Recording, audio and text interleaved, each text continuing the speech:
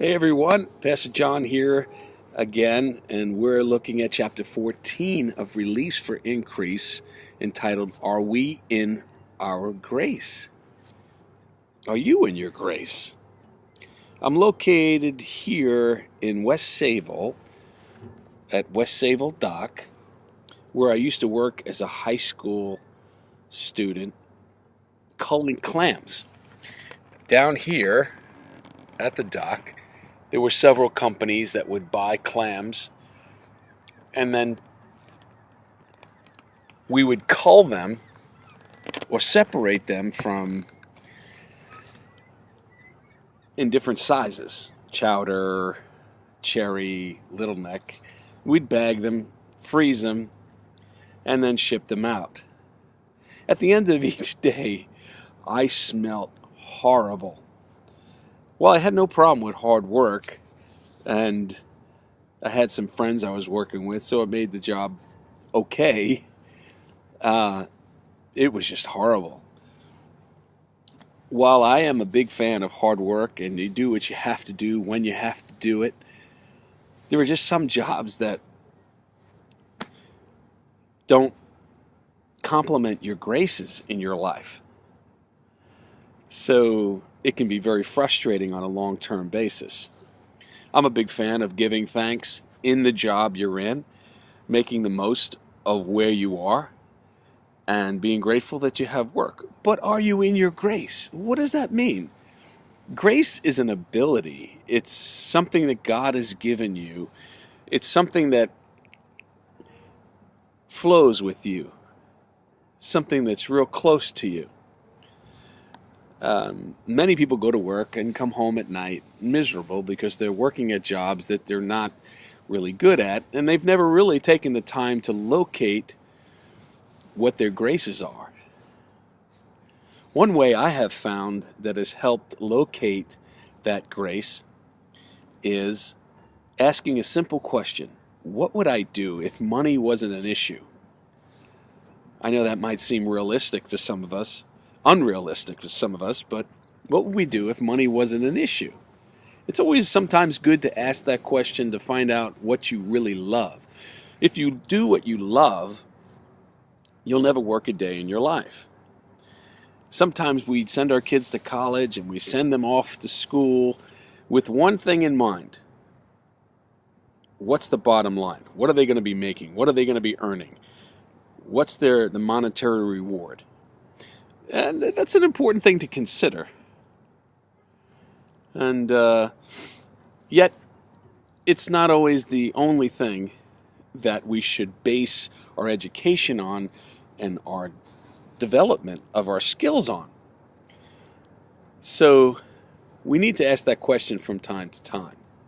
I think a person who loves what he does or she does will be a happier person than someone who does get a career that pays a lot of money, but they come home and they're not feeling it. They're not sensing that they're doing what they were called to do. They're doing what they were born to do. They're doing what they're graced to do. So the question is, are you in your grace place? You say, well, how am I going to get there? I've been working this job. It's got all the benefits and all the security that I need. How could I move into my grace place? Well, first you have to consider God's will above yours, or God's will above mine, and say, Lord, your plan, your purpose. I know you know me best. You know what's the best for me. So your will be done. Your plan be done. And it would be horrible to ask a bird not to fly, or a fish not to swim, or a tiger not to roar. You know, these are things that they're built to do. Or a cheetah not to run, or a deer not to scamper through the woods. These are things they're born to do. How does a bird know to fly south in the winter? These instincts are given by God. How does a spider build a web that's so ornate and beautiful to capture its prey? If these little creatures, whose brains are barely developed as ours, can do amazing things, how much more should you? But are you and I in our grace place? It's an important question, and we should answer that. And we should at least approach it. And if you're not there, you can also do things part-time in what you love while you're trying to get there. There's many people that work a job that provides benefits and so forth that they need for their family while doing what they love part-time. And eventually you hope that the part-time would become a full-time. But if it's all about the bottom line, we could miss it. Because we're to go to work to not just earn a living, but earn a giving. If all our focus is on earning a living, then we're no more important than animals. I think we need to learn what it is to earn a giving, that our life is a life of giving. Giving is life, living is giving, giving is living. It's the way we were born. God so loved the world that he gave. Jesus said it is more blessed, more fun to give than to receive. So we are taught also in Ecclesiastes that there's nothing greater than being able to go to work, to come home, to enjoy the fruit of your labor. This is the gift of God. We should be able to enjoy the work of our hands. That's the blessing. He wants to bless the work of your hand. Put your hand out and say, Lord, bless the work of my hands. You're going to put 40, 50, sometimes some of you do 60 hours a week. Some of you work 2, sometimes 3 jobs. You want him to bless the work of your hands. So, Lord, here's my hands. Bless the work of my hands. According to Psalm 1, blessed is the man that walks not in the counsel of the ungodly, nor stands in the way of sinners, nor sits in the seat of the scornful, but his delight is in the law of the Lord. In the law he meditates day and night. He'll be like a tree planted by the rivers of water. His leaf shall not wither. He'll bring forth fruit in its season. And everything that he does or puts his hand to prospers. So consider getting in your grace place. Sometimes getting in your grace place begins right now where you are while you're there. In other words, you begin to give thanks for the job you're in and begin to do your very best where you are while praying, planning, and thinking and dreaming about the place you want to be. That's not always easy, but it's important to give thanks right where we are. God begins to pour grace on us to do what we have to do where we are right now. I was notoriously guilty of not being in the now. And the Lord had to correct me to live in the now. Because faith is only in the now. It's not in yesterday. It's not in tomorrow. It's in the now. Hebrews 11:1, now faith is. So faith is now, right now. So putting faith in what you're doing right now is important for tomorrow. And every victory we win in faith now is a stepping stone to where we're eventually going to be. So now faith is. So today you can begin by living in the now, giving thanks for what you do have, while asking God to teach you where your graces lie. And as you learn where those graces are, you'll find great joy in doing those things. Some people love to teach. Some people love music. Some people love children.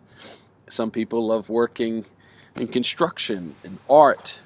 And some people like computers and various things that just come to you. They're just what you enjoy. You know, there's a great scripture in Proverbs that says, train up a child in the way that he should go. When they're old, they won't depart from it. Well, that can have a couple of meanings. One, it could mean we need to train our children so in the Lord, when they get older, they won't forget. They'll always remember. When they're old, they won't depart from it.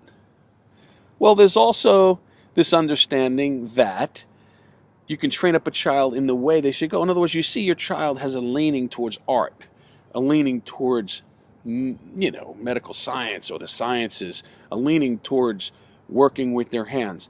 It's okay to encourage them to flow in what they're good at. And God gives each of us graces. We have to believe that there is a grace on our lives to do particular things. If he does it for the animal world, why wouldn't he do it for us? So are you in your grace place? It's a place of unmerited favor. It's a place where it's not just about your ability. It's about the ability of God working in and through us. God is able to make grace abound towards you, so you have sufficiency for all things and abound unto every good work. May you have more than enough. May the Lord bless you and make you tough, strong to face the things that come and on their way in days to come. Being bold and wise and sharp as godly daughters and sons. Not afraid of the future and what it may hold, but being courageous, knowing that you're going to be able to do what you've been told. You've heard the word, you know what it says, and you believe. Now it's time to lift your hands to heaven and receive. Great grace for each day. There's more than enough. Great grace for each day. God will fill it to overflowing. You'll have more than enough. Don't shrink back because of what you hear and see, what the economists might say. The blessings of the Lord are for you still today. And they do not run out, no matter what time we're in, for even in the Lord provided for the men of old, even in famine. So be strong, courageous. Say, Lord, I give you my life. And he will pour down strength for each day to overcome this world of sin and strife. And you'll be able to flow in the place given you by God, filled with grace. May God bless you and increase you more and more. And may you be released for increase. God bless you.